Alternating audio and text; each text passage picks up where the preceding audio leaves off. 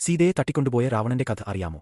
രാമനും ഭാര്യ സീതയും സഹോദരൻ ലക്ഷ്മണനും 14 വർഷത്തെ വനവാസത്തിനിടെ പഞ്ചവടി വനത്തിലാണ് താമസിച്ചിരുന്നത്. ഒരു ദിവസം അവരുടെ അടുത്തേക്ക് അതിസുന്ദരമായൊരു പൊന്മാൻ എത്തി. അതിനെ കണ്ട സീത അതിൽ ആകർഷിതയായി. അവൾ രാമനോട് പറഞ്ഞു, ഈ മാനിനെ എനിക്ക് വേണം. രാമൻ എന്തോ സംശയം തോന്നിയെങ്കിലും സീതയെ സന്തോഷിപ്പിക്കാൻ അദ്ദേഹം മാനിനെ പിന്തുടങ്ങി. പോകുമ്പോൾ ലക്ഷ്മണനോട് പറഞ്ഞു, നീ സീതയെ കാത്തുകൊള്ളണം. മാനം ഓടി ഒളിച്ചുവെളിഞ്ഞു. പിന്നെ തന്റെ വേഷം മാറ്റി ദാനവനായ മരീചനായി. പിന്നീട് രാമന്റെ ശബ്ദം അനുകരിച്ചു വിളിച്ചു, ലക്ഷ്മണ, സഹായിക്കൂ.